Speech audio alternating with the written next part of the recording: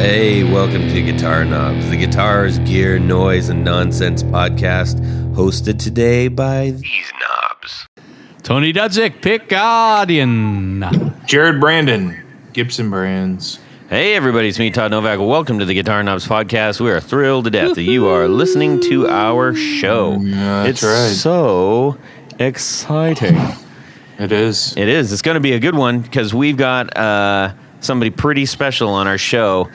He's a Grand Poohbah patron. That is the tippy top level of our patron support, and we are. Is he speaking to us from grateful. his penthouse hot tub? Sweet. He might be. I am officially in my Poohbah penthouse with my Poohbah fez on and sipping on a Poohbah drink in my hot tub. Nice. And I really appreciate you guys giving me that for being a Poohbah. Well, You you bet. know, that's what it's all about. So, Poohbah, who are you? My name is David Kamminga, and I live in Northern California. People who have been listening to the show for some time have heard that name every single time, and At least once or twice. At least once or twice. That's right. It has been our honor and pleasure to be able to do that, and we're very, very grateful for all of our patron support on Patreon, and especially our Grand Poohbahs are at a level that is pretty extraordinary, and it really does kind of blow our minds because this is something we're doing out of. I don't want to say out of love. That's a little squishy, but this is a passion project. It's not a project. It's a passion pursuit. I love it. Ooh, that sounds like a movie from like a 70s. some kind of crazy 70s movie. Passion pursuit. Yes. Anyways, so I was trying to think of all the people that might be in passion pursuit. that took me down a crazy thing. So Charles Bronson would probably be in Passion Pursuit, but Eric Estrada. But Eric Estrada, Yeah. no, Yes. no, Burt Reynolds. Okay. Paul Michael Glaser. Yeah, Bronson would be the bad guy, and Burt Reynolds would come in and save the day in Passion Pursuit. Okay, anyways, that was whatever. I don't know. Anyway, hey, people who are listening right now, you want to hear what we're going to talk about. We're going to do the guitar show. We're going to talk about stuff. Tony Baloney, what do you... What? Do you want me to tell you what we do I here? would love if you did that. Okay. Tell me. Let's just say we collectively like to talk about gear, That's right. specifically boutique gear. Even more specifically, things like guitars and amps and pedals and accessories and all the good stuff. Sometimes we talk to very special patrons. Sometimes we have 101s where we learn stuff. Yeah. Those are Jared's We favorites. got another great one coming up. I've been talking with Rob Chafe, Chef-A. who's not here tonight. He's still, What the heck? we're trying to work him into as many as we can. He's an amp genius. He really is, and we're going to have an open-ended Ask Rob Anything kind of show about amplifiers. So be on the ready. I'm going to send out an invite to do that, just like we did with Jared. Yes. Gotta do that, man. Gotta be a part of that one. I can't wait to hear his answers. Yeah, that's going to be great. That's going to be a good one. So we are going to have a great time talking together, four guys who love guitar stuff, talking about guitar stuff. Yeah. It's going to be great.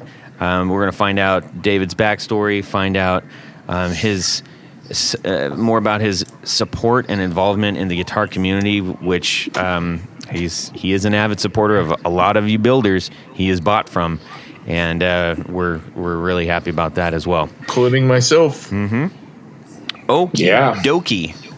We got a couple of announcements real quick. Todd, don't make us wait any longer. What kind of announcements do you have? Well, we need to thank Rode Mics for for providing the Rodecaster Pro machine, the machine that does all the Dream Machine. The Dream Machine here. Yeah, couldn't think of anything better right there. Yeah. And then we have the Procaster mics. And the roticulating arms. Sure. And so we're really grateful to Rode for providing that to us. Thank you so much, Rode. Thanks, Rode. This is great stuff. Always nice. We use it at least once a week and That it is never true. fails to impress. Hey, you guys need to send me one of those articulating arms down here. We will. Why don't you just order Maybe. your own? Or you can order your own. No, we'll you can sort you send me out. from. We'll sort you out. So I also, I love reading good letters. I know you do. Here we go. We got another great one. Read it. Okay, this is from Tyler Jackson. Hey, Tyler. He says, hey, Knobs, I've been listening to you guys for the last couple months, and I love the show so far. I'm in the middle of putting together a guitar that has been lying around in pieces for a while now, and have a question about pickups. If we only had a pickup expert. I wish. Maybe one day we will have one on the show. I think he went to Gibson. You might have. Let's see here. He says, the guitar is a 2005 Deluxe Mexi Strat. I have 2 P90s and a humbucker housing, and I'm curious about putting them in an HSH configuration. My question is in regards to the middle pickup. Since the P90s are both RWRP, Reverse wind, reverse polarity. thank you, Tony, can the middle pickup be RWRP, reverse wind, Reverse polarity, as well, or will that create something horrific? So Not done yet. Oh, not done yet. Also, I am more than happy to hear any criticism of this idea or recommendations for something that might pair nicely with the P90s. I don't see anything like this often. Most of the time, if I see a P90 and a Strat, it's just 2 of them. Any thoughts on this? I would Yes. love to hear what you guys have to think about it, or let me know if there's an episode that talks about it. Thanks for doing what you do. One day I will have my name read on the thing. You just did, Tyler King. Yeah. So let me ask Wait, you this: sorry. what's the configuration again? Just wait. Hang on. So, Tyler Jackson's question was, because we have to go back to it because it was a little bit confusing. Yeah. It says I have 2 P90s and a humbucker housing. Yep. And I'm curious about putting them in a humbucker single humbucker configuration. Except technically, they're all singles. True. They're all single coils. My question is in regards to the middle pickup. Since the P90s are both reverse wound, reverse polarity, can the middle pickup be that as well? Or will that create something horrific? Well, it'll make noise. Okay. I mean, typically, and Jared, I don't mean to step on your turf here, but typically, these particular pickups, the bridge position is standard wind, standard polarity. Which and is the just neck a regular position- old pickup. And the neck position is reverse wind, reverse polarity. Let's just talk about a 2 pickup system. If you use those 2 in the middle position, you get, in effect, a hum canceling kind of sound. So basically, the hum goes away. If you put on a 3-way switch, bridge position, you'll get 60 cycle hum. Neck position, you'll get 60 cycle hum. Middle position, the hum goes away. That's because of the wind of the pickup and the polarity of the pickups or of the magnets. If you have a 3-way? With a 3-way, I just wanted to simplify it. Now, if you apply the same thing and he wants to put a reverse wind, reverse polarity Strat pickup in the middle, So it'd be P90, Strat, P90. correct. And so what he will That is get weird. is, okay, let's just say with a 5-way all the way down, bridge, 60 cycle hum.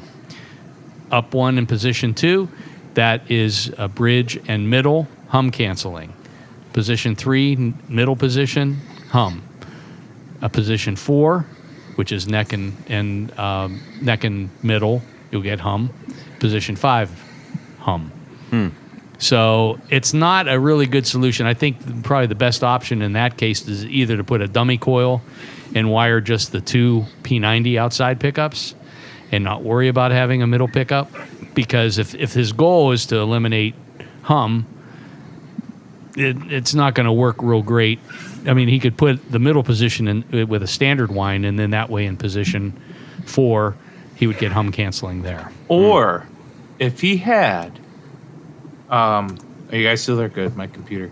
If he had and I know Gibson does this, they have a 3-wire system in their, I think, what are they, P94s, which are P90s and a humbucker. You could actually just, if you switch the white and the black wire, which is the start and the finish of the coil, you can actually coordinate it with that middle pickup, whether it's no matter what it is. So it just takes some wiring and experimenting. Well, the other thing that Gibson did that was kind of cool, if you remember, like on the Blues Hawks, there's actually a dummy coil buried in the middle between the pickups so that you can get hum canceling. I mean, the middle pickup, if we'll call it that, which it doesn't really get much vibration, it's there just to provide hum canceling. And so in position... It functions, but yeah, you're right. Yeah, I mean, it's like 7K with 2 ceramic magnets. Yeah. So I think, I guess to answer his question, probably the best thing to do, if he has right now 2 P90s and a humbucker casing, one is reverse wind, reverse polarity, just go with that. And don't worry about the middle pickup. Hey, I'm sorry, guys. I was getting a hot dog. What are you guys talking about? We're talking about our WRP. It's Pickups 102. That is a complicated question, actually. Well, I think ultimately it depends on what the goal is. Is the goal to reduce hum or eliminate hum? Or is it to just be experimental? Or to be experimental. I mean, I don't know. Yeah, good answering these questions for Tony and I is really fun. But I mean, if you really want to make this happen, I highly suggest you get in contact with a local guy that can actually put his hands on this stuff and help you out. Yeah. Yeah. Good solution. All right. Well, thank you so much to Tyler Jackson for sending that in. He sent that out on Instagram, and we love getting those messages. So thank you very much. All right. Let's find out what's going on in our music worlds this week. Tony's going to lead us off, and we'll hop over to David. All right. Well, among other things this week, I was noticing on some of my feeds there seems to be a new outbreak of counterfeit strings, of all things. Counterfeit strings. Yeah, a year or two ago, there was a lot of talk about counterfeit elixir strings, which are expensive strings. Yeah. And somebody was basically making cheap copy strings, reproducing the outside packaging and everything. And these were generally available on like Amazon or on eBay. It's such a weird thing because it's not, I mean, that's not a huge... Well, it gets weirder because, okay I can understand, $20. Your $20, $25 set of strings. Yeah. Okay, it's like counterfeiting $20 bills. Okay, I can see that. I guess so. So a lot of work. But this latest deal is with Diodario, which, I mean, on a bad day, you can get a set of Diodarios for $6, $7, $8. And this has gotten so bad that Diodario has actually put out a way. They put out a press release, and they also put out how you can tell if it's a counterfeit set, and they also have a live checking the product code. Wow! You can go online and see if it's a legitimate set, or if it's a counterfeit set. And again, I guess the big key here is if it sounds too good to be true, it probably is. So these are again sellers that you can find on eBay or on Amazon, different things like that. And basically Diodario is saying, check the length of the strings because generally speaking, they use 39-inch strings. Generally, the counterfeit ones are shorter. There's a certain feel that a genuine set of Diodarios has. If you run it between, how do they describe that? They run it as, if you run a string through your thumb and forefinger, oh my goodness, it should be smooth, supple, and consistent in feel. Compared to what? Inferior strings may feel rough and sticky.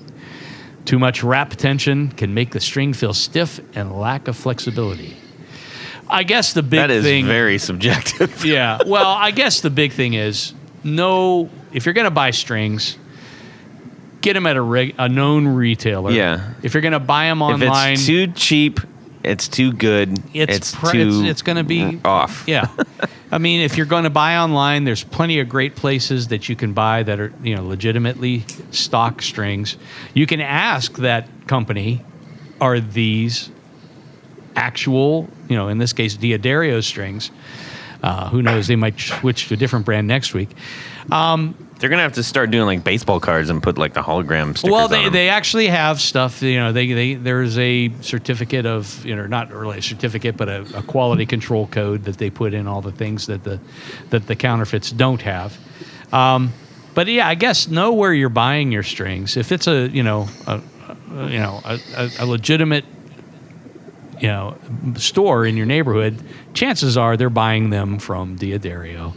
If it's online in a known place, chances are, if it's like a musician's friend, especially if it's like a giant pack of them or something, it's like crazy cheap. Yeah. It's strings should cost $5, $6, $7, $8, no matter what. I mean, even in multi packs, bar minimum. So. And personally, I prefer like Kurt Mangan strings because I know if I call Kurt, he's going to make them, right? And they're going to be legitimate strings. So yeah. I guess know your seller, and if you can buy direct. There's String Joy. There's a couple of other places. String Joy makes them, but yeah, I mean there's some good ones. So don't get sucked into a deal that sounds too good to be true because chances are you're going to be disappointed. Yep.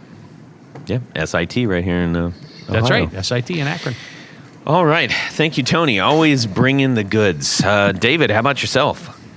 Well, I've had quite an interesting guitar week. Last Wednesday, I played a gig at a winery. I live in a town that has, I think, 14 wineries in it. Wow. And they had a fundraiser for a schoolhouse project, and they asked me to play acoustics. So I brought some acoustic guitars and got to play. That was pretty nice because it's been about 2 years since I've done that, or a year and a half. Now, with that many wineries, how does anything get done where you live? Yeah. Well, I think they probably go in moderation. Yeah. But so that was what I did Wednesday. Then this weekend I went down to the desert to hang out with my number one guitar hero, Alan Johannes. Oh wow! At a concert, that was also a fundraiser for the Joshua Tree National Park. That's like Dr. No's best friend. I don't know if yes, you knew that. Yeah, and we're going to talk about that when we talk about my story here. But I got to go down there and go see there was actually 2 concerts, and I got to hang out with Alan and Dave Catching and Nick Oliveri, the former bass player for Queens of the Stone Age, was there. Nice. And it was just a good time because people have been dying for live music these days because it's been virtually gone for a year. Wasn't he playing with the Dwarves? I think so, yeah. Or with Mondo Generator also. Okay. Yeah. So, and then today I came to work and my coworker had showed up. I have 2 guitars sitting in my office right now that they need to be worked on. One is a 12-string. I think it's some off-brand, but it needs a new nut. And the other one is it looks like a Gibson. It says it's a Gibson J45. The only thing weird about it is it has 2 screws on the truss rod cover, which I know Gibsons don't have that. And the truss rod itself has a flathead screw adjustment. But other than that, the guitar looks authentic. It has a broken headstock. So I think I'm going to try to glue the headstock back together, clean it up a little bit, and then give it back. It's my coworker's son's, both of the guitars. He's just a kid learning how to play. So I think I'll take a shot at fixing those. Wow. Ambitious. That's cool. Yeah, I call myself a amateur lutherie. Well, those things scare me. It's one step into becoming a professional. Yes. Yeah. How bad is the break? Well, it's kind of at an angle, so it's going to have a big spot where the glue is going to be, and it's not all the way at the nut. It just sort of shaves back about maybe it starts in the back maybe an inch behind the nut, and it just goes up at an angle. and I kind of held it up there, and it kind of sits nice. And I've got some tight bond glue and some clamps. I just hope that'll hold it. I don't know. Well, tight bond will work. What you might want to do though is, do you have glue syringes?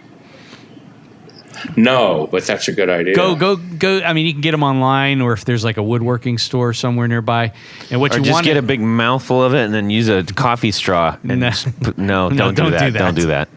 But what you'll want to do is, if it's not a complete break off, you'll want to open up the crack. Oh no, it's completely completely broke off. Okay, yeah, that changes it then. Yeah, because sometimes you just get like a partial break, but it's always a good idea to work in some thin down tight bond first in all the areas. It gives it a little more working time, and it allows it to penetrate into the wood a little bit more. But yeah, tight bond is as good as just about anything. Some people swear by like a quick set epoxy or something like that. And the problem you run into with epoxy is hard. Well, it's not so much the hardness of it. It actually kind of stays kind of gummy. Oh, that's what I meant by too hard. Too hard you meant gummy. Yeah. But tight bond has a certain gumminess to it too. But Yeah. I think it's a more, I guess it's kind of what the standard of what. Well, I was going going to to say use some egg whites and a zip tie. Yeah, you don't want to do that. You can do that. Nah, don't do that. I bet that would hold it. I don't think so. That's what they did It just in needs a medieval little times. extra protein. That's all. Yes, indeed. Well, Well, you get that from the yolks. yeah. That's right. All right. Now we learned something about eggs. On this week's egg. Yeah, David, podcast. that's a pretty interesting That's week so far ambitious, there. yeah. So take your time, clamp it up, Yeah. and use wax paper between, if you want to sandwich boards, to kind of hold everything good in place. idea. So it doesn't stick to the. So wax paper will not stick or to. Oh, if you right. Like wood Okay. stuff. So there you go. Some tips. Perfect. Jared, about yourself. Oh, wait until you hear about this super exciting. That's what we're doing. We're waiting. So, so I was not on the last podcast. Sorry, everybody. But I was actually home packing a U-Haul up. And I packed up that U-Haul and drove it down to Nashville on Father's Day. And That's unpacked Father's that. Day. Yeah. It's German for Father's Day. That's right. And unpacked that U-Haul, took it back that evening. My stepsister's stepson, so I don't know what you call that. I guess he's just my step nephew, right? Step. Anyway, he used to take guitar. His name is Alec Carper. He used to take guitar lessons from my dad before my dad passed. Mm-hmm. But he was a good buddy with him, and I'm really glad they had that relationship. But he came and helped me unload, and then I said, put all the guitars in this room over here. I brought 2 amps. I brought a Black Star and Drew Foppy's Fop Star, Los Dos, so I don't drive the nice old lady next to me nuts. So, Yeah, nuts. But after a while, I didn't know where he was, and then He was loading the mech into his car. where would he be? Where would I be if I knew somebody had cases and cases of guitars? And there he was. He was like sitting Indian style, getting a guitar out, playing a little bit, putting it back, then getting another guitar out. And I really like that because it's, the poor things, they sit in the case most of the time now because I'm really trying to acclimate to the new area and the new job, and I don't know. It's just it was nice to see him, and Soon you'll be playing at the Bluebird Cafe. No, I'll watch somebody else play there. No, I think you should do it. Do it. Tony, come down and we'll go out there, and then we'll watch somebody else do the job. What about what Todd? about me? What the Todd's heck is hurt. that? Todd's feelings are hurt. I guess you can. You come better too. apologize. I want to Plenty of come room too. for Yeah. both of you. All 3 of you clowns can stay here if you want. Yeah. So is that the end of the story? I just didn't know I if there like- was some kind of zinger that you're One waiting. more thing. I like guitars. Okay. All right. That's it. No, that's about it. I'm just really the entertainment center that I tried to put together last night really kicked my ace. It was really hard to do. Okay. I hate putting together that stuff. Was it from IKEA? It may as well have been. Yeah. Baloney, come down and help me set this stuff up. All right, you got to pay my airfare. Yeah. No. Well, that's a good story. Thank you What for about sharing you, that, Uncle Todd? Well, Hey, Todd, what about you? So if you recall, I was talking about how in previous episode, not the last one, but not the last one, but the one before it, mentioned how I got to go shopping for a coworker, got to get some stuff online. Yes. I was very excited. It showed up at the house yesterday. Nice. And man, that was one heck of an unboxing because Sweetwater really, Did they put the bag of candy at the bottom? I couldn't even find it because there was so much like they did such an amazing job of packing that guitar. Yeah, they do a good job. Fender does a very good job as well on this one. Yeah. And then that was stuffed in. So that box was stuffed inside a whole other box that had. Man, I mean, it was like a 6 foot tall box for a 3.5 foot tall guitar. Yeah, but did you get the candy? No, there wasn't any. There's candy in there. There isn't. I looked for it. Trust It wasn't me. my niece then. I had one time I didn't get candy. One time I bought a Hughes and Kettner amplifier, and there was no candy in the box. Sweetwater, get on the ball. I know. I figured they were just looking out for my health. COVID. Because of COVID. Well, so anyways, what came in that? I got the Supro Delta King 12. That's a little 15-watt amplifier, a little 12-inch speaker. And so I brought that in the studio today, and Tony got to try it out. I done tried it out. And the Fender Squier Starcaster Burst. That's a lovely guitar. Well, I'm going to tell you something. I had, when Fender reissued that, I think it was a Mexican-made one, I had one, and it was twice the weight, seemingly, I like the of weight. what this one. No, you don't want the weight. I mean, it's a semi-hollow guitar. Yeah. This one, I think Squier did a tremendous job of replicating the original weight. It's a beautiful guitar. It really is. It's a cool guitar. It's got the wide pretty range stunning humbuckers. Very nice. They did a great job. Now, I don't believe those And are... honestly, right out of the box, because the whole reason I got it sent to my house is because a lot of times you get, guitars will show up and they're not in the best. So I've had an Epiphone or two show up like that where I'm like, this needs a lot of extra setup. And actually, Drew Foppy just did a video talking about some that he's been getting in that have not left the factory so great. But this showed up and I tuned it up, and I mean, there's nothing wrong with that thing at all. Yeah. It was a beautiful guitar, and it sounded great. It played great. The neck is fantastic. The finish on it is out. I mean, I was really, really impressed. So, and that was a $399 guitar on Sweetwater. That's ridiculous with free shipping. That's a killer deal. But you didn't get the candy. That's true. If you out there do not have a salesperson, ask for Sunny Brandon. That is my niece. Thank you. Wow. Oh, okay. We can do that. All right, everybody. She's going to get flooded with calls now. Todd, did you ask for Sunny Brandon? I didn't. Oh. That's She works hard. She loves her job. She works hard. She'll do Sunny the job Brandon for you. All right. Sunny. Sunni. Sunny. Okay. Yeah, I would do that, Jared, but I already have a guy. A lot of people I think he's Tell going him to buy. to go to hell and go to Sunny. Well, Wow. I think right now he's driving his new Ferrari around. Yeah. Exactly. That is true. David, you buy a lot of stuff. The Kamminga commissions. Exactly. So anyways, that was a really good time. We got to play it here at the studio. Yeah. And I think it's a good buy. And that Supro amp, that's a very versatile amp. Boost, drive, reverb, master, volume. It's got a lot to it. Yeah. Yeah. It might need a bit better. I would do a speaker upgrade. Speaker upgrade. Speaker upgrade. That's just me. But that's it. Yeah. Yeah. So, and that's also a crazy, stupid deal for a 15-watt tube amp. It's, Yeah. yeah. Anyhow, so thank you to all of you who shared that right now. Jared? Let me get a little bit of this. You okay? 1, 2, 1, 2, 3. 4 on the floor.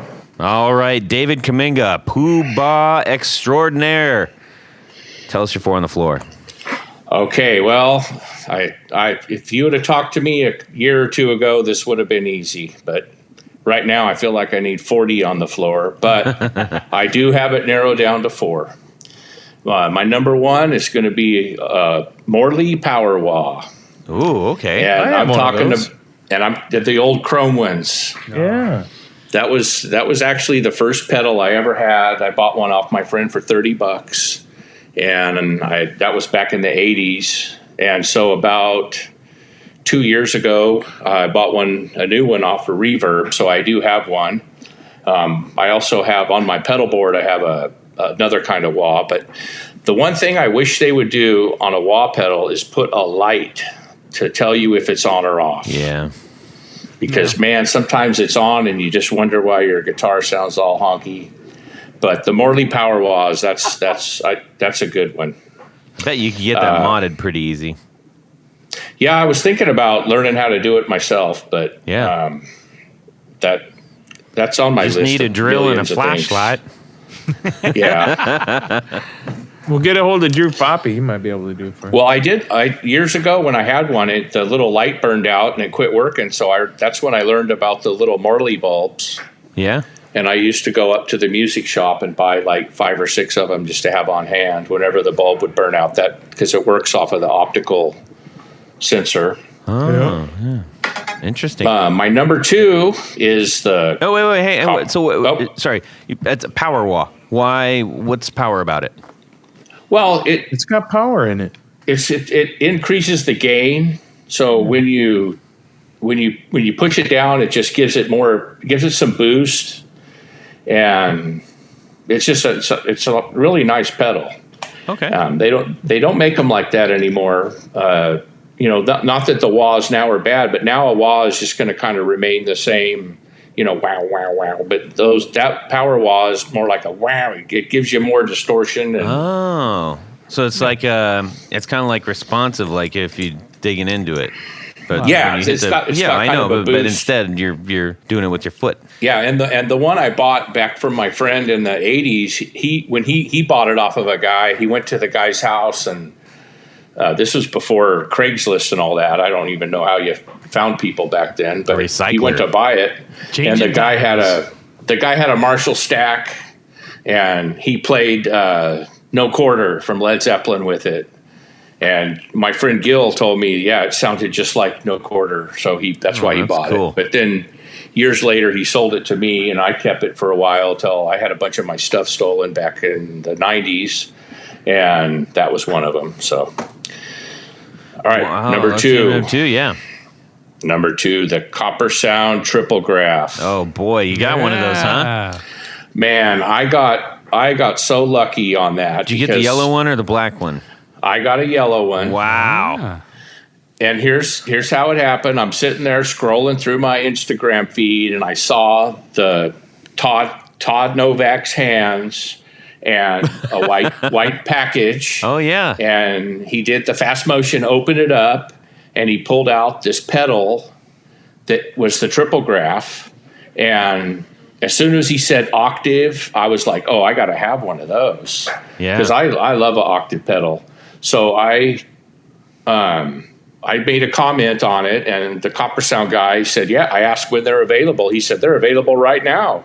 So I went right over to Third Man Records, ordered one. Okay. And then they said it shipped, and I got it about a week later, and I got number 004. Wow. Whoa. That's awesome. Because that was an exclusive run. I think they only did those ones in the yellow. Yeah, they made 100. Yeah. Wow. That's really cool, man. And it's an amazing pedal. You could either make it latch or just momentary octave up and down. And I run and stutter. It has a stutter too. The stutter, but you can also put an effect in there. So what I did was I bought one of the Third Man plasma pedals to put in that. So when I push the stutter, it gives it the gives it that plasma sound. That's cool. And that's you get a lot of people's attention. I remember I was jamming with a friend of mine once. I was just playing a riff I made up, and I hit my octave pedal, and he kind of gave me the look like, "Wow, what's that?" Yeah. So octaves they're really, really powerful when you're either you're playing a rhythm part or a lead. It makes it sing. Yeah, absolutely. And if not for nothing else, for those of us who really are into the gear, we love the gear, it's like that's such a collectible piece. Yeah. Yeah. And of course I stuck it on my Temple Audio board, so I stuck those things on the bottom of it, but that's okay. Yeah, I'm going to keep it. Yeah. I'm keeping it. Yeah. Well, that's really cool. How about number 2? Or number 3. That meant number 3. By number 2, I meant number 3. You know how this goes. If we do that, I get one extra. No. You know what? You're a Poohbah. You get one extra. Okay. So number 3 is a Keeley compressor. That thing it's just so powerful, especially if you're driving it into a tube amp. And it has that switch on it for single coil or humbucker. Mm-hmm. And when you can adjust the power and how much compressor it has, and that really can get you some good dirt on a tube amp very, very well. I mean, I could almost pretty much leave it on all the time. Wow. Because you could play, how tube amps are. You could play soft, or you could dig in and get more. That just kind of enhances that ability for me. That's one of my top pedals. Even though I know a tuner and a volume pedal.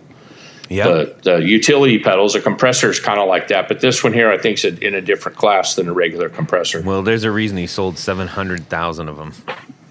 Yeah, they're awesome. Well, I bought 2 of them. I'm not even joking about that number.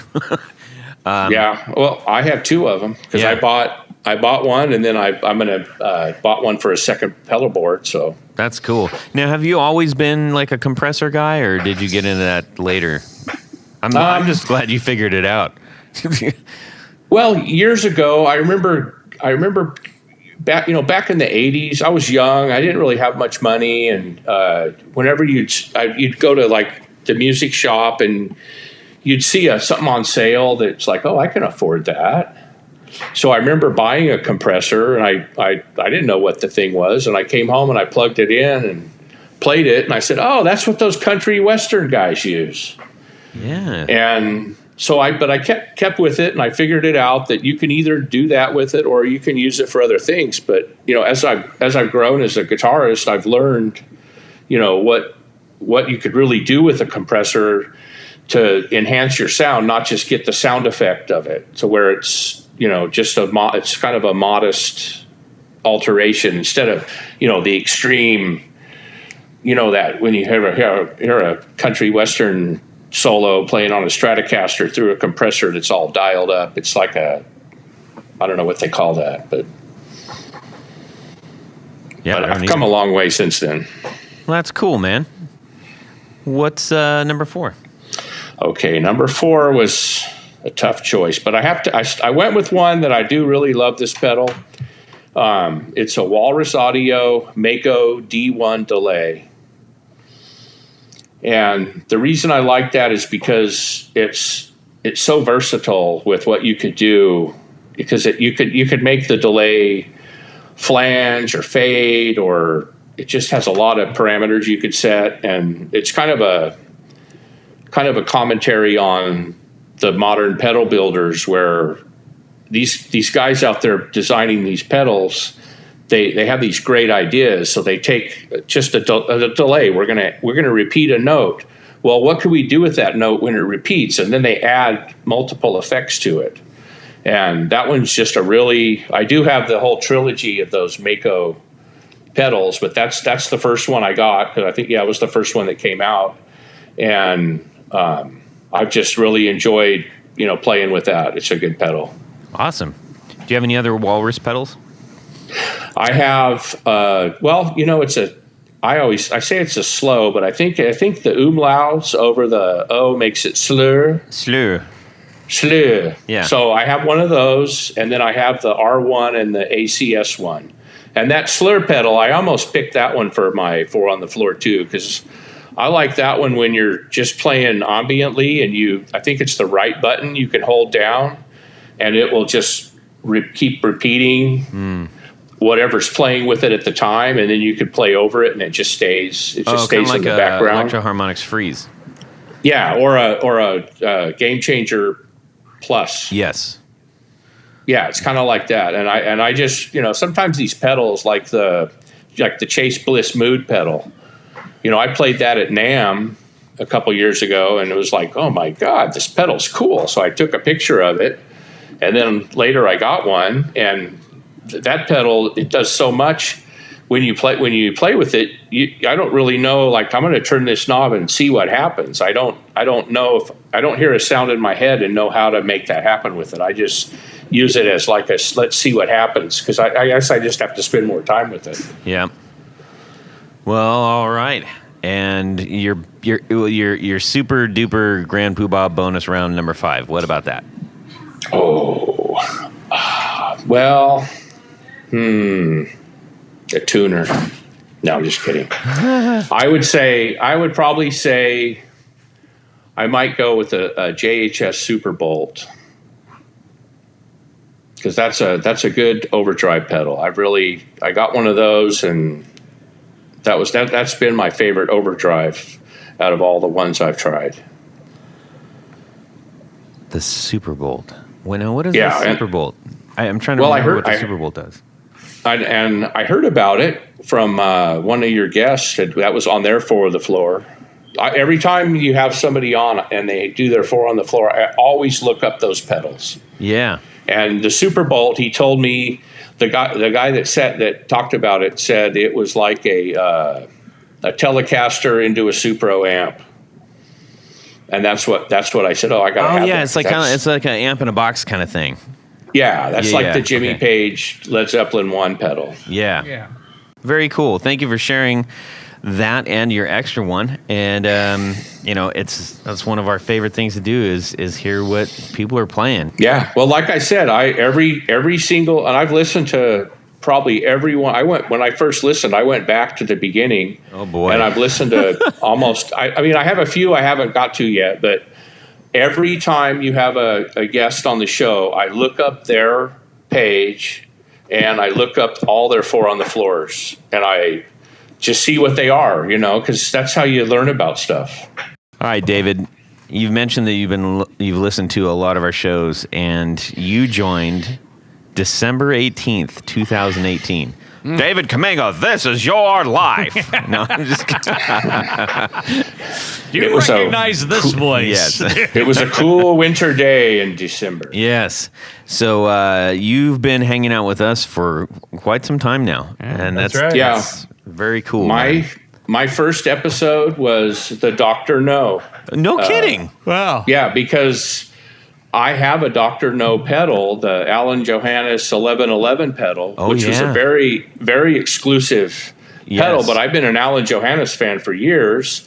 So when I knew he was doing that pedal, at first couldn't buy one. But then he what he does is he'll say he's only going to, for that pedal, he made 11 times 11, 121 pedals. That's it. Yeah. But he makes them in batches. So right. I happened to catch the last batch, and I got that pedal, and so when I heard he was going to be on the podcast, I was from his page. I saw, I'm going to listen to that. So I have an hour drive home every day. So on the way home, I listened to the Dr. No interview, and then when I got home, I texted the show on the Facebook of the show, and I had a conversation with Jared about my experience with that pedal, how I bought it, and I blew it up. I didn't have it for a half hour. I remember that. And, I paid like $400 or $500 for the pedal. I waited for like 3 months to get it. Yeah. And I finally got it, and I quickly took it out of the box. I went and instead of plugging it into an amp, I plugged it into a DI, into a mixer, put the headphones on, and I couldn't really it sounded like it was starving. Yeah. So I thought, well, maybe it's not getting enough amperage from this power supply. Let me grab another power supply. So I went in my box of wall wart power supplies, and I pulled one out and I looked at it. It said 9 volt, and I couldn't find the polarity on it. And so I'm looking. I said, well, it's fine. And I plugged it in. I plugged it into the pedal, and the little lights went, beep, Oh, no. and it was dead. And then I looked at the pedal again. I'm like, oh, it says AC on it. So I emailed Dr. No, and I told him what I did. And, you know, he's such a nice guy. He said, well, you know, don't let anybody touch it. You send it back to me, and I'll fix it for you and send it back. So I packed it back up and went down. And I went to ship it. I took it to the post office, and I did it when I was going out of town. And I remember dropping it off and leaving. And then I waited. I figured it would take about a month to get there. And so after about 6, because you have to send it back to the Netherlands. Yeah. So I sent it On a and clipper waited. ship. Yeah, that's right. And so I remember I went back to see the eclipse in South Carolina, and I came back, and then like a month later, I sent him another message. Hey, did you get the pedal yet? He said no. So I went to the post office, and I asked the lady at the post office, hey, here's the number of my, you know, the customs tag. Can you check it? She looked at it and said, wow, this is odd. It's still in San Francisco, and it's been getting scanned every day. So every day this package, and it did this for like 2 months. It got scanned every day. And so I have a friend that works for the post office. So I sent her a message, and I gave her the number, and she said we'd look into it. And she said it's kind of weird, but it's stuck there, but she couldn't really do nothing. But she did give me a number to call. So I called this number, and I talked to a guy, and he said, oh yeah, that's stuck in a loop. Literally what he said was somebody at one point is going to notice that, hey, I've seen this package before, and then they're going to pull it out and it'll be on its way. But that never happened. And then he gave me another number to call, and I left them, and they said, just leave a message. They'll call you back. So I called the number, left a message, and then like 2 days later, I got a call back from a guy that said, hey, I just wanted to let you know your package got on a plane last night headed for the Netherlands. And then I think the very next day or 2 days later, Dr. No messaged me, said he got it. So he fixed it, and I asked him, what is the power requirements? You know, how many amps does it take? So he sent me a European power supply with it and a couple T-shirts and Wow. you know, and so I told Jared that story while we were just, you know, texting back and forth. And ever since then, I just thought, wow, man, these guys are pretty cool. And so I just kept listening to the shows, and I started to notice that this was at a time in my life where I was really starting to work on my own guitars. I mean, I was tearing my guitars apart and rewiring them, and I built a fretless guitar out of a Squire Bullet. And I'm doing all these guitar projects. At the same time, I'm listening to your show, and I just feel like I'm just absorbing all this guitar knowledge from it. So that's how I got started on your show. And You got knowledge out of this? yeah. That's honestly, that actually thrills me to my soul core, because that's the whole reason that we did the show. So Yeah, thank you. I mean, besides, you know, the So I can 101s, learn you learn selfishly. about you could learn about speakers, pickups, and then plus you learn what pedals to go buy. Yeah, I'm really stoked that you found something in us that you liked. I mean, it means a lot to us. We got a whole bunch more that we need to learn about you. Like, how did you get it into the guitar stuff in the beginning?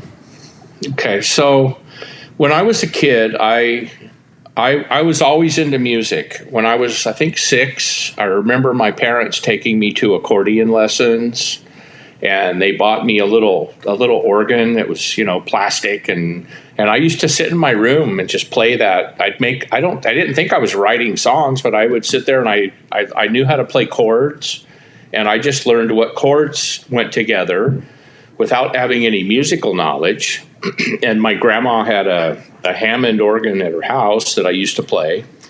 And then when I got old enough in school to go into band, I played the trumpet, then I played the drums, Then I played the clarinet. Then I played the saxophone, and I played the drums again. And I just was always into music. And I had my stepdad played the guitar, and he had a guitar. And, I learned, how to play a G and an E and an E minor, an A minor and a D. And I knew how to play a B, but it was always too hard. So I just always dabbled on the guitar. And in high school, I had a couple of friends that had a guitar. And I remember one of them let me borrow a guitar for a while because I remember having it and I remember playing it. And I have a picture of me with it, but I was never really serious about it. And then when I was 20 years old, I was at one of my friend's house. He was having a party, and there was a guy there that was playing his guitar, and he was playing all these cool rock songs off the radio. And I know one of them that he played was Roundabout by Yes. And that's the only one I really remember. I don't remember the other ones.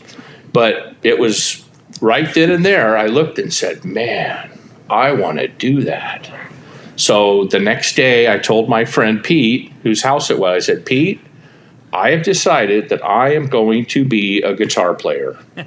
And so he said, okay. And he went back into his bedroom, into his house, and into the closet. And he came back out in the living room where I was sitting, and he had this old Decca acoustic that had the top was caved in because the bracing was broken. And it was really a piece of junk, but he gave it to me and said, you can have this to learn. So I took it home and I just started playing that guitar. I mean, I played for hours, just every day after work, I'd come home, play the guitar. And I would put on Led Zeppelin albums and I'd try to play along with them, try to figure it out. And then I remember my next stepdad. He had I don't know how he got it, but he had an electric guitar that he said I can have, and it was a Hondo Strat copy. And I didn't even know it, but the neck was warped because my friend Gil used to tell me, hey, there's something wrong with your neck. I can't set your intonation for you. And so I had this crappy acoustic guitar and this crappy electric guitar, and I scrounged up a crappy amplifier, and that was what I had for the first probably 3 years, but I just kept with it. I had a strong passion for it, and I just wanted to keep doing it. And then eventually, my friends and family, because I always made them listen, hey, listen to this. And they started to say, hey, you're getting pretty good on that thing. So I kept getting better and better and better. And then one day, we were kind of we were having like a party at our house during the day. And it was a weekend, and my friend Gil, he played guitar also. Him and I played a lot together. Learned a lot that way. He was coming over, and I said, "Hey, bring your guitar over." And I thought he was going to bring his new guitar, but instead he brought his. He had a Gibson SG he brought over that he was selling, and that's the one he brought. I thought he was going to bring a guitar to play with us, but he instead brought the guitar to sell or something. And my stepdad looked at it, and he looked at me and said, hey, you want that guitar? And I said, oh, yeah. And so I think he paid $350 for it, or $300. And he gave him the money. And then all of a sudden, at that point, I had a Gibson SG, a nice guitar. And I had saved up my money, and I got a PB Bandit 65. So I had a good amp and a good guitar, and then I just started to get better and better. And, I got really pretty good at it, and I learned how to play songs. I mean, back then there was no YouTube or any of that. How you learned was you would read the guitar magazines every month. I'd go down to the Tower Books and buy all the guitar magazines. And I just read through them. And then anytime you had a chance to play with somebody that was more experienced than you just learned from them, learned from playing with them. And sometimes they would teach you, like I remember the first guy to show me the pentatonic scale. He goes, here, because I was just trying to play it. And this was at some of my friend's house, and it was this guy's brother. He had all these guitars hanging on the wall and stuff. So he showed me how to play a pentatonic scale. He said, now, if you just learn this, you could play a solo, for blues or rock in any key. You just learn what it is. And so I would just pick up on all that knowledge and just keep going. And, I got to the point where I probably could have and should have been in a band. But the one time that I was kind of approached with somebody, I was more into the, it's just the music and the art. I'm not going to be a commercial sellout. But this guy, I was on a bowling team, and one of the guys I bowled with, son, was a drummer, and some of my friends knew his sister, so they introduced me to this guy to start a band. And I'm talking to him, and one day he tells me, it doesn't. This is in the '80s, if you can remember what music was like then. He said, the music doesn't matter. What matters the most is the look. And he wanted to have the big hair and the leather jumpsuits and all that, and I wasn't into that. I was doing it for the music. So I just said, no thanks. I really don't want to do that, and I just kept to myself. I mean, I would do an open mic night once in a while, but I never really, played for people. And then, a few years later, I got married and had a kid and kind of quit playing for a few years. And then when I got divorced, I thought I'm going to get back into guitar. So that's when I started. That was in 2001 and 2002. And that's when I started playing again. And I started, collecting guitars and expanding my knowledge. Because back in the 80s, when I said I wanted to become a guitar player, what I had in my head of that was I'm a guy that knows how to work on his guitars, how to fix stuff. And being a guitar player, I think that's part of the deal is how to set your intonation on the guitar. You might know how to make resolder something or, do some basic guitar skills. But I never really did that until, just recently. But when I started playing again, I remember, eBay was real popular. And so I would I could go buy a guitar on eBay. So I remember I went and bought a Les Paul Firebrand, and I was kind of disappointed in it, but I mean, it was a guitar. And why were you disappointed? It's just because I was going after I had that SG, which was the SG, a 1979. Mm-hmm. And so I was looking for one of those, but I couldn't find one. The closest I could find was a Les Paul that was the same line. That was the Firebrand. So I bought that guitar, and it just didn't sound as good as the SG. It didn't feel as good. The neck, it just didn't feel that good. And all I remember is I wanted to change the tuners on it. I just wanted to change it. And one of my friends talked me out of it because he said, no, if that's a vintage guitar, so if you change it, you're going to ruin the value. And so I said, well, then I'll just sell it and I'll buy a new Les Paul. So that's when I bought that was in 2011. I bought a Les Paul Studio. And I remember I had to wait about a year and a half for it because that's when the DOJ went. Remember that they went into the Gibson factory and took all their ebony and rosewood. It was supposed to have an ebony fretboard, and I'm sitting there waiting for it, and I finally got it, and it didn't even have an ebony fretboard, which was kind of a disappointment to me. But it still was an okay guitar. I still have it. I have Brandon wound pickups in it now. Natch. And that was like what started me. But then I slowly started to collect more guitars, and in 2016 I added mandolin to my repertoire. I was cast in a play because I'm also active in a theater. Oh, that's cool. I'm able to. How I started with that was in 2012. Some of my friends were doing Shakespeare in the Park, and they were doing a melodrama version of Measure for Measure, the Shakespeare play, and they needed a musician. So I said, okay, I'll try that. So I went to the rehearsal with them, and the director said, well, what we need you to do is when the villain comes out, you got to come strum a villain chord. And when the hero comes out, you got to play a hero chord and make chords for people. Oh, and then and so I thought, yeah, I could do that. So so what chords did you play? I'm guessing D minor for the villain. Yeah. And Yeah, G it for was this hero. It was kind of a weird D minor because I like to do a little bit of dissonance, even more than just a minor offers.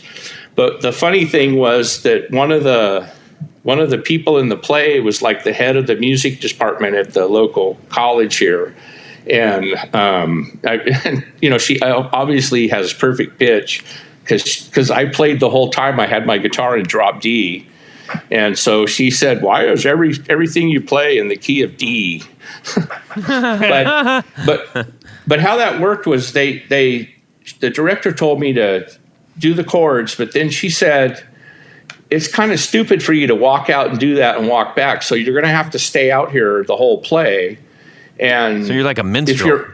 And if you're out here, it would be awkward if you weren't playing some music. So all I did was for like the 6 weeks of rehearsals every night, every weeknight, I went to the Shakespeare in the Park rehearsals and I would watch each scene and kind of write a song for it. And I would just have like these little things. I was just making them up, and a lot of them turned into songs I still play. But I was kind of like just providing a musical soundtrack for the play. And, the play was like 2.5 hours, so it was a lot of music. But, it didn't have to be exactly the same every night. It could be a little different, but I took the time to make little notes, and what I did was I taped some 3x5 cards on the side of my guitar so I can kind of remember how the flow of the play went and what was coming up, so I knew to play the right songs. And that's how I got started in theater. And then I did a couple more where people knew about me and invited me. And then in 2016, I did a theater play of Midsummer Night's Dream. And that has music in it. And so the first thing that they actually precast me to do the music.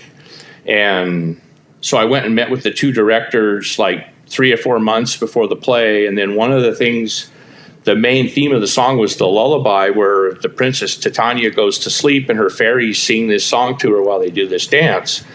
Well, I had to write a song, and so they told me to go meet with this singer that was the other fairy. Her name was Caitlin, and she was just had this beautiful voice. So I went over to, I've never met her at all. I went over to her house and I brought my Tascam 24-track recorder and a guitar and I still love that. That's cool. Yes. Yeah, I had one of those. Yeah, that was the only thing everybody. Well, shoot, back in the day they were really expensive, but they got down to like $400 or $500 where it's no big deal. Oh, now they're expensive again. Yeah, so I went over there and her and I we had the script and we did this, and I happened to, like a week before, the director's husband told me that they wanted me to like play music at the beginning of the play when the four characters, I won't get into the whole Shakespeare, but the four characters come in street clothes, and then the Puck, which is like the kibitzer funny guy, he's up in the tree on the stage and he sprinkles this fairy dust on them, which was really glitter, and they fell asleep. And so he wanted me to play this lullaby then too. And then he kept saying he wanted me, if I've ever heard the song Silent Lucidity by Queensryche, which, yeah, I've heard of the song. And I listened to it for some inspiration, but it sounded like one night, sometimes it happens to me, I'll wake up in the middle of the night and I'll like have a song in my head. Mm-hmm. And sometimes I just go back to sleep, but sometimes I've gotten up and I used to have to go in somewhere where there was a recording device, but now I just do it on my phone. I'll just push record and I'll play it and I'll save it in the name of what like the tuning was or what key it was, so I remember. And I had written this song and I used DADGAD tuning a lot, and I had done this thing. It was like a partial song wanting to become something. Well, I just thought that would be good to become the lullaby.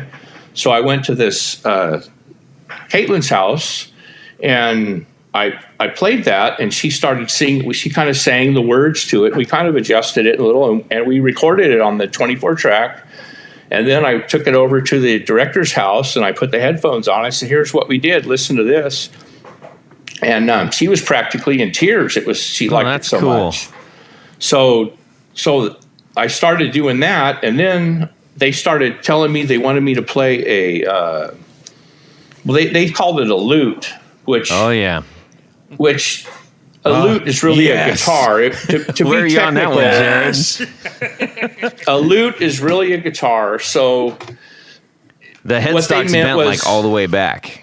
Yeah, like an oud or something. So they wanted me to play on that kind of guitar. And so I'm like, well, I don't have one of those. I just have, my guitars.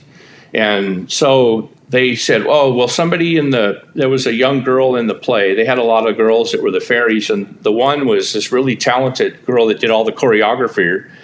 And she was like, 17 years old. And she's choreographing a play and, phenomenal talent.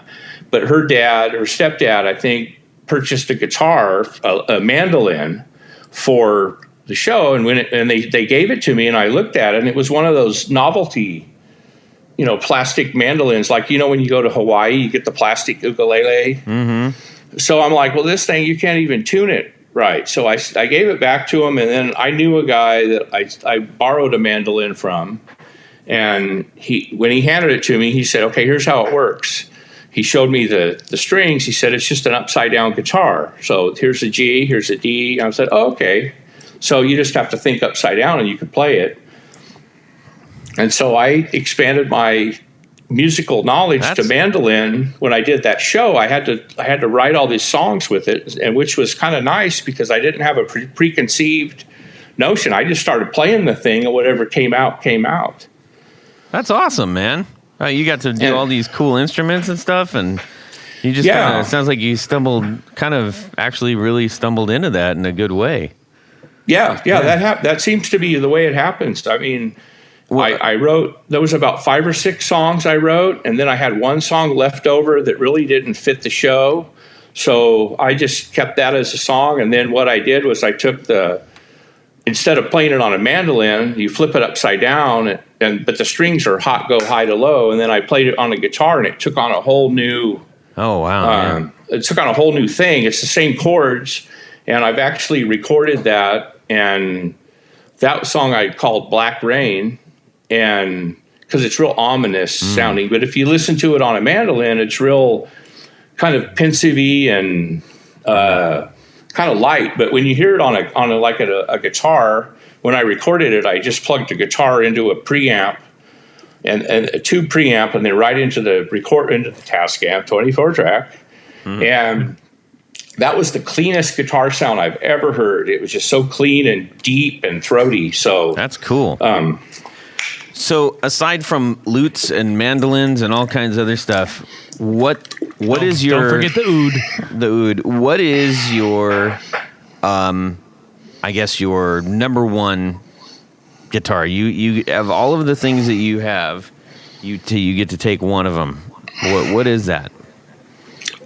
Oh, I knew you were going to ask something like that. Well, I almost feel obligated to say my custom shop Gibson 1960 historic, just because that's such a nice guitar. You almost feel obligated, which means that you needed that was an honorable mention. What is your? Yeah. Well, okay. House is on fire. Unfortunately, what do you grab? I would grab that. Not you, Jared. Well, that one's worth the most money. Yeah, that's money why is I would no grab object. it. What is the one that tugs at your heartstrings? Okay, so I mentioned Alan Johannes earlier, and Dr. No. Mm-hmm. I have a Alan Johannes signature sparkler by Dream Studios, and to me that guitar, it's shaped kind of like a Jazzmaster, but it's completely custom made, and it has Seth Lover humbuckers in it, and it just has it doesn't sound like any other guitar I have at all. and it means a lot to me because of the artist that it's made for. So I would have to say that's probably my number one would like to save guitar. That's cool. Nice. That's very cool. It's sort of like almost like a thin line offset with the hollow body, semi-hollow in the top. Right, and I actually took that with me down to the desert this weekend, and I had him sign the back of the headstock for me. Oh, that's really cool. That is very cool. And I had him sign my Dr. No pedal too. Oh, that's even better. That's even better because that is, we're not going to get into it right now, but I would encourage you all to get a better understanding of, we were talking about the Dr. No pedals and everything, but that one has some pretty deep meaning to it. There's a ton of symbolism in that pedal. It is a work of art and a work of like real emotion that went into that. It's pretty special. Yeah, it's quite a pedal. I mean, you just look at it and say, wow. Yeah. So, David, it's really interesting to hear somebody basically using their everyday guitar talents and stuff to get into a theater. That's pretty rare. What are you doing anything different now? I mean, I know that was before. So, what are you doing with your guitar gear and everything now? Yeah. So these days, I mean, now I'm hoping to get back more into some of the ambient acoustic music I play at wineries because they're starting to open back up that they've been closed. Mm-hmm.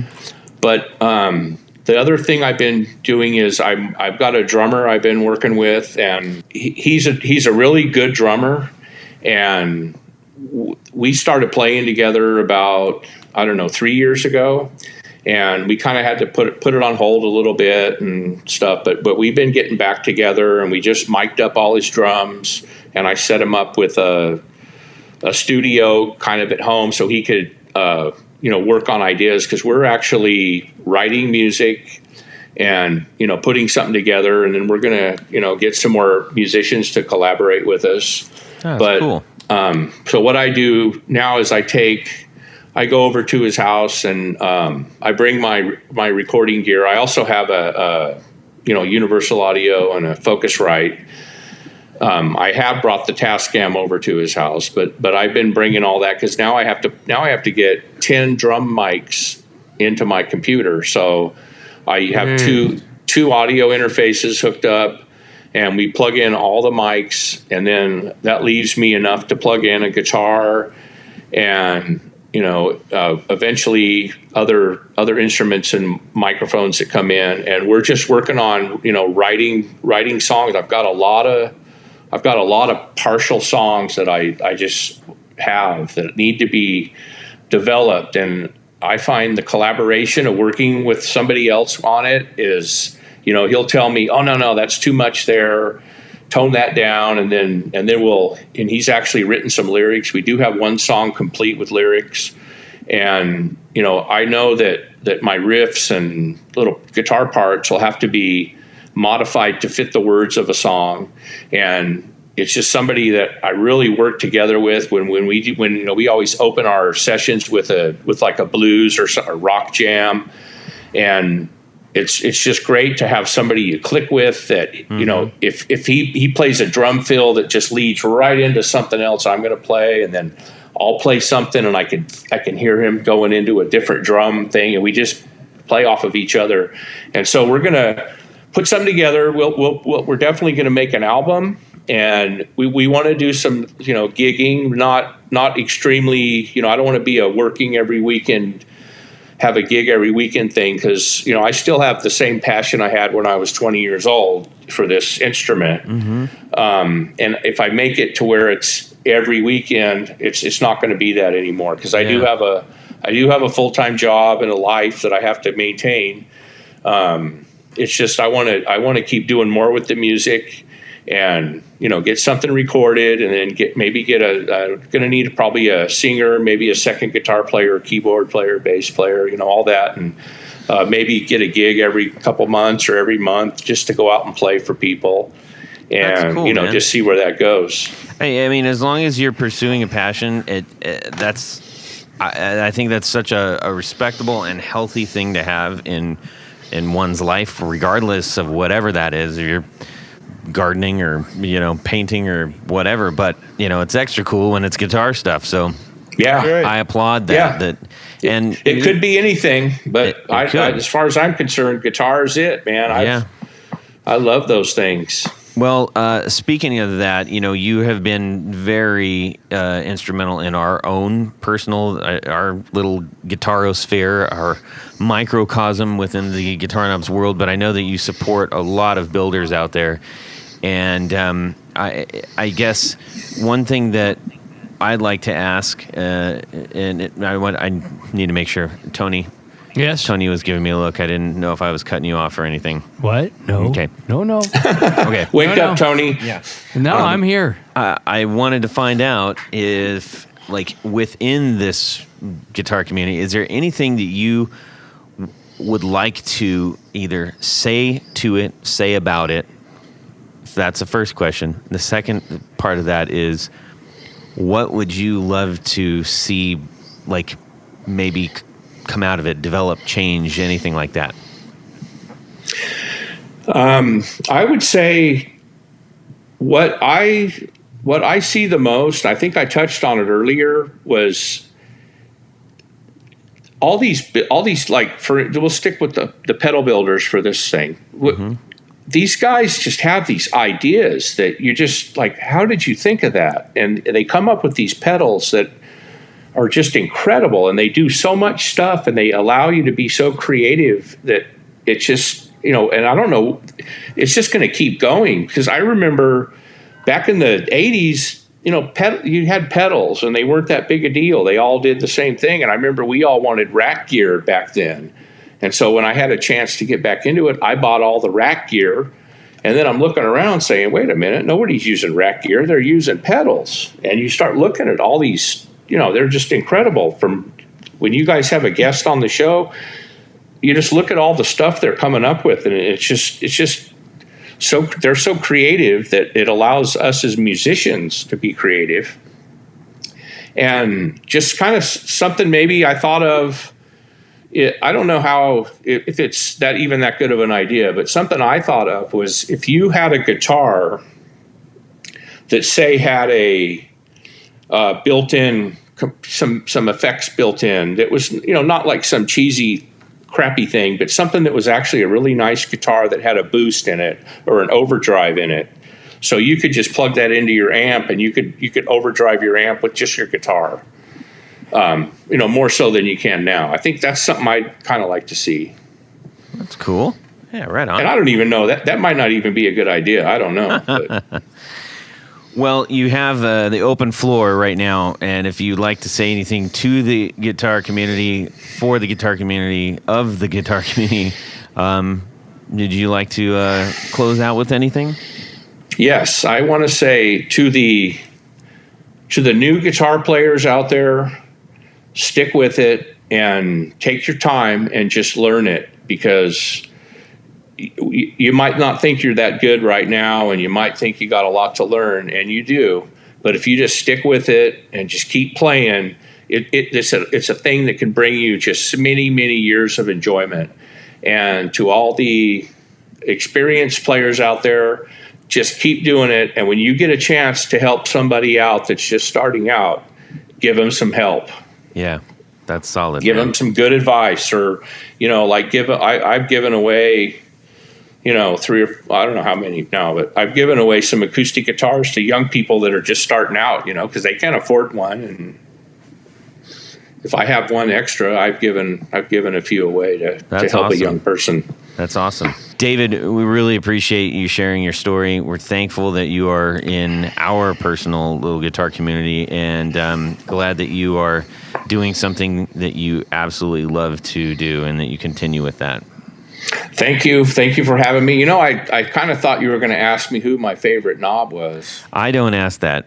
That would be me. It's a setup. David, who would be your favorite knob? See?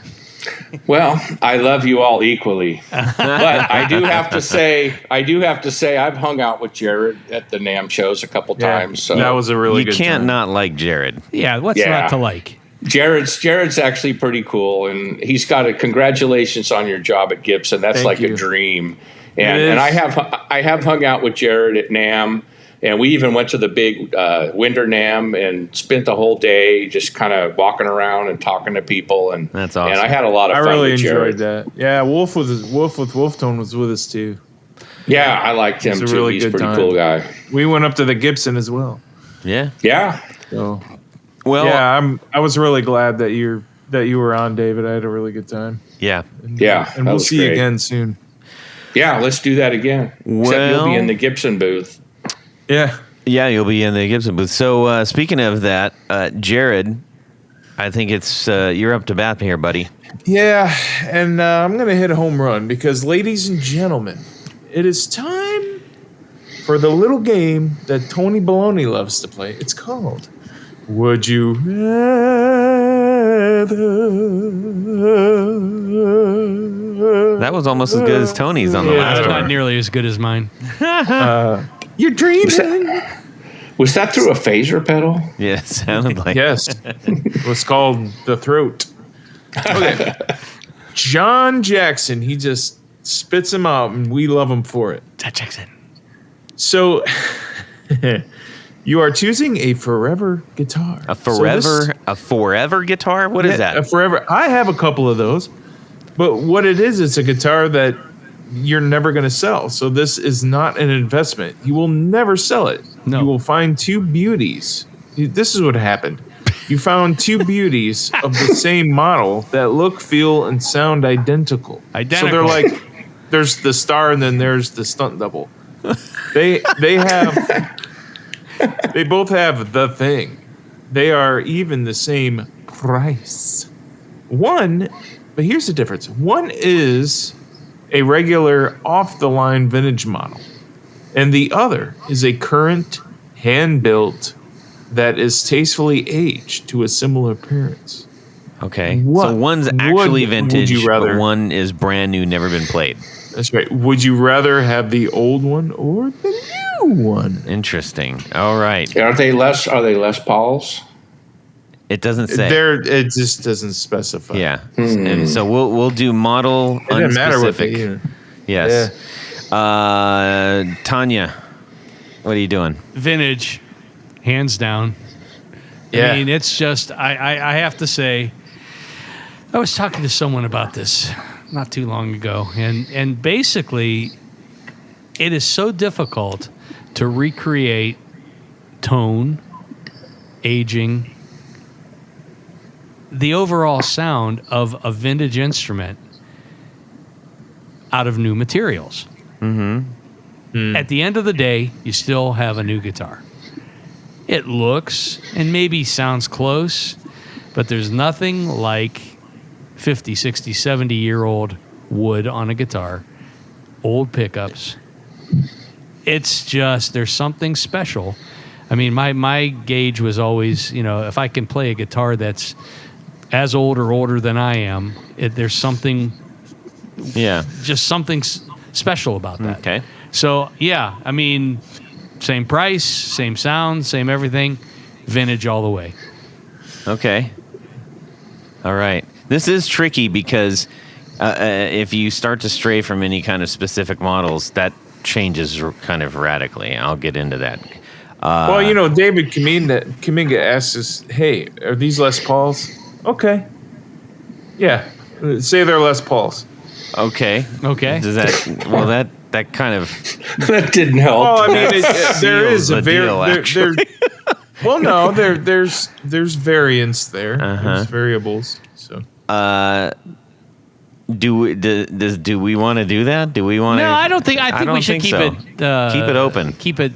Yeah, keep it open. friendly. Keep it up to your interpretation. Keep it friendly. Yeah. All right. Let's see here, Jared. hands down, vintage all the way. There's no. I would. That's not even a thought.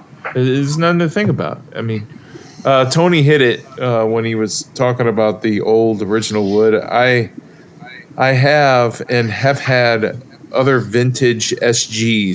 SGs are my thing. If you go back to the old podcasts, and I talk about SGs a lot because that's my thing. I had this. My favorite, I think the best sounding one I ever had was a 62 SG Les Paul. It was an original one, and it had the it wasn't my ebony block that I have now, but it had the old crusty sideways vibrola. For some reason, that particular guitar rung out. I mean, it was just louder, and it just felt different. It just sounded and felt.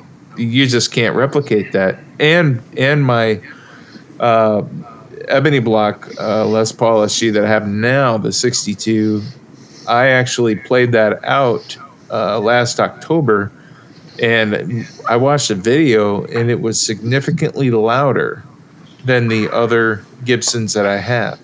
So I had a 79 Gibson, I had a 2005 Gibson, I had just a random mix of Gibsons, but that guitar was just simply louder and more, I don't know, vibrating. So a lot of people, you'll argue with some people to death about old wood. To me, that's a see it to believe it type of thing, and I believe it because I done saw it. I saw it. All right, David, how about yourself? I'm going to have to go vintage also. I don't have the experience of Tony or Jared playing old instruments. The oldest I've played was probably early 70s. But I mean, and I do have a historic custom shop that was, I think they tried to replicate the thing, but I don't know how close that is. But I believe what they just said about the old wood, how it just has a certain resonance to it, and these days you're just not going to get that. Yeah, when you think about it, I mean, let's take a guitar that was made in the 1950s or 1960s even. They're still using old growth lumber versus what's, that might have been 200, 250 years old at that point. Right. Most of the wood that's being harvested today is probably 50 to 80 years at best, sometimes even less than that. Mm-hmm. So there's just something about, I mean, the wood dries out, the wood resonates better, it's a cellular structure. I mean, it's as much as they've tried with roasting maple and things like that to kind of replicate what happens over time. There is still absolutely no comparison, in my opinion. Yeah, I think there's a picture of Jimmy Carter with a guitar that was made out of a tree that he once planted. Oh yeah, I think I saw that. Wow, that is interesting. Okay, I guess I got to round that out. I mean, make it unanimous because at first I was thinking no, this is I want a brand new custom one like that no one's ever played. But if we're talking about it's sort of like a reproduction of a vintage one with Eastwood guitars, as an example, they're taking old vintage style guitars that we like, but that don't play as well because like the old ones are kind of can be wonky. And they're, he's kind of they've revived a lot of those models, and they play really well. Yeah, that was the hitch that I was talking about earlier. But if this is a forever guitar and someone's gifting it to you, and it's just like, look, you're gonna have this the rest of your life, make it count. Yeah, I mean, you got to go for something. You got to swing big and get something rad. And I like the idea that you can have something in your hands. It's like, wow, what's the story behind this? What clubs did this play? What music did this make? I think that's pretty neat. So that's a really good one. Thank you for sending that in, Mr. Jackson. You've got a whole bunch of those, and we're going to keep plowing through them. So thank you. Tanya? Yeah. What, you got some things to say? I got some things to say. Let's do it, man. How about some of these? No, we already did that. Oh, I'm sorry. I got to do that last week, Jared. Yeah. It was fun. That sounded really good. It sounded really good. Wait till you hear the episode. It was awesome. Oh, okay. Awesome.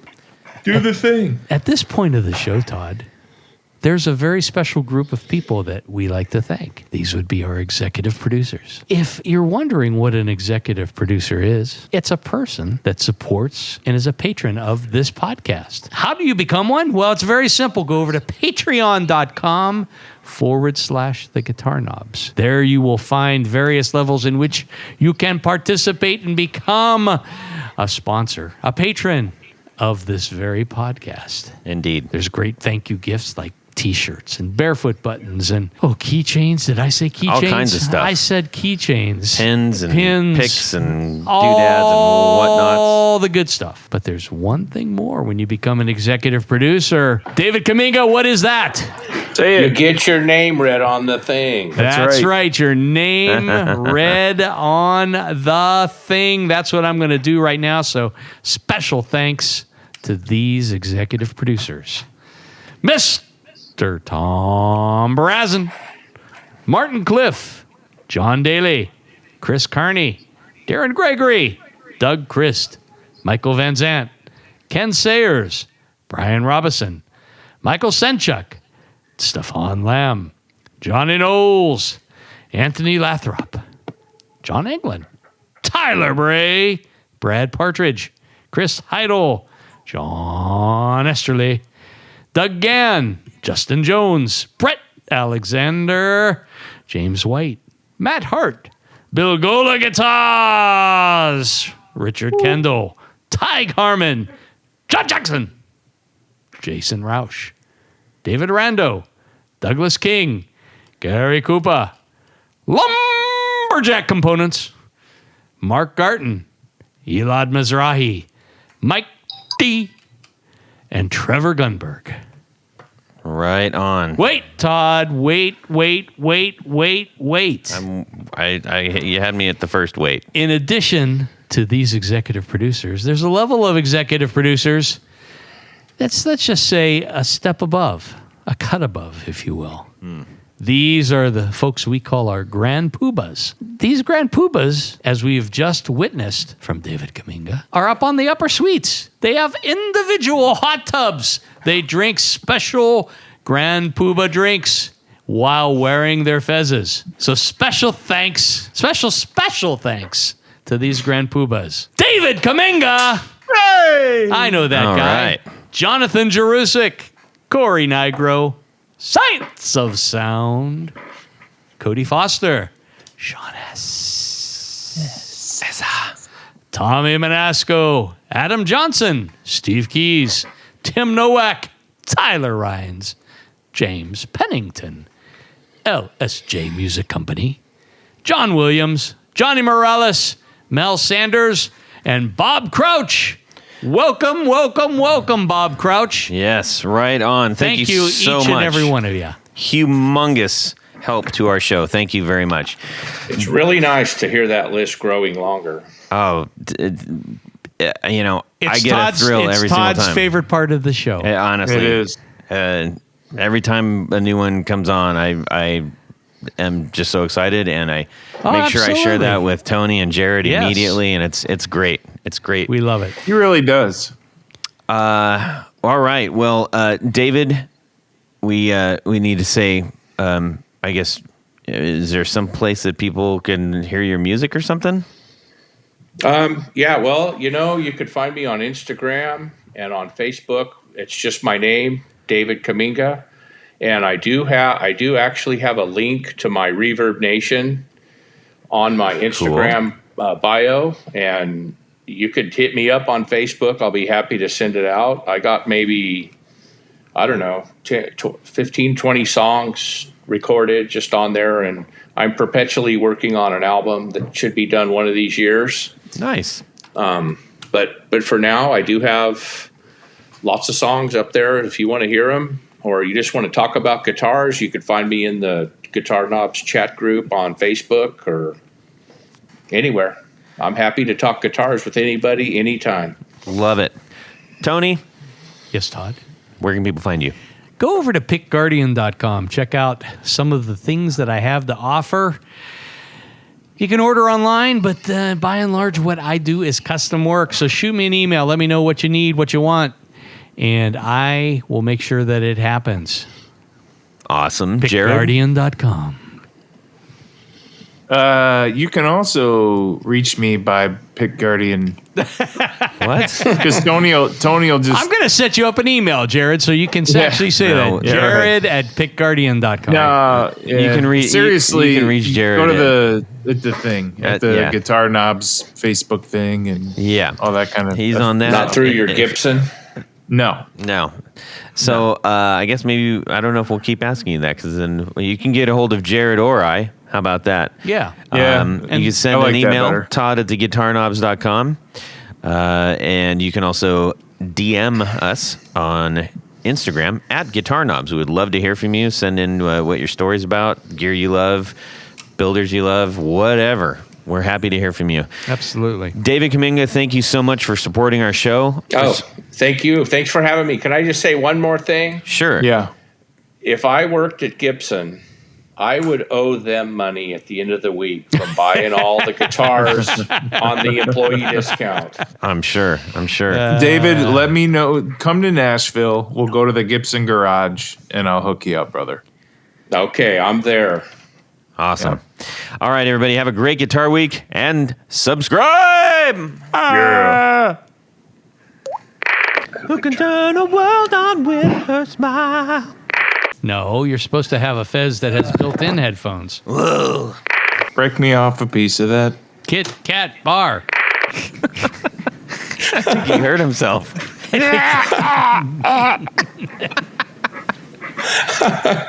Oh, you can make me sound good like all the other people. By Sacramento. Okay, cool. A Sacramento! I hear a Jared. Todd, are you with me? I am. Can you hear me, Todd? I can. Well, that's it for these knobs. Please visit our Patreon page at patreon.com/theguitarknobs. Visit our website at theguitarknobs.com for all of our past episodes, 4 on the Floor blog, and other good stuff. You can connect with us on social too at our Facebook page and share your gear and stories on our Facebook group. Also, be sure to check out our Instagram at Guitar Knobs. Catch you next time.